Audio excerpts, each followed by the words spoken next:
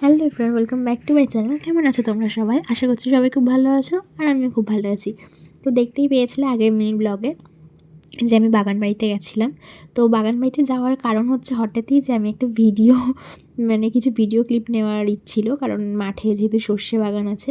তো ওই সেদিন দেখা হয়েছিল বলে যে শ্রাবন্তীর যে লুকটা আছে না, একটা ওই প্রথম দেখার যে ব্যাপারটা।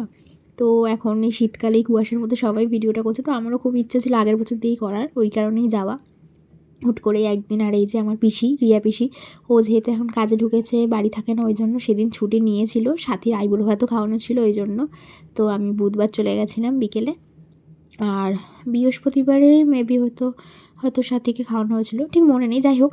তো এই যে দেখো সকাল সকাল চলে এসেছি আমরা সর্ষে বাগানে। এই যে কুয়াশা, সকাল বলতে তখন প্রায় 7টাই বাজে, সেদিন অতটাও কুয়াশা পড়েনি। আর আমি এরকম টাইপেরই ওয়েদারটা ঠিক চেয়েছিলাম, যে হালকা কুয়াশা থাকবে, একটু রোদ থাকবে, কারণ কুয়াশা বেশি হলে তো আমাকেই দেখা যাবে না, সেখানে ভিডিওটাও ঝাপসা ঝাপসা লাগবে। তো দেখো এই যে এরকম ধরনের কিছু ভিডিও ক্লিপ নিয়েছিলাম, আর ভিডিওটা আমি ইউটিউবে আপলোডও করেছি, তোমরা হয়তো দেখেছো। আর ইনস্টাগ্রাম, ফেসবুক সব কিছুতেই আপলোড করা আছে। তো এরকম ধরনের কিছু ক্লিপের জন্যই আমি একদিনের জন্যই বাগান বাড়িতে গেছিলাম। তো যাই হোক, তখন অত সকালবেলা ছেলে ঘুমাচ্ছিল, আমি জাস্ট এভাবে রেডি হয়ে বেরিয়ে চলে এসেছিলাম। তো আমি দেবকে বলেছিলাম যে ও যদি উঠে যায় তুই আমাকে ফোন করিস সঙ্গে সঙ্গে, আর সামনের দিকেই গেছিলাম।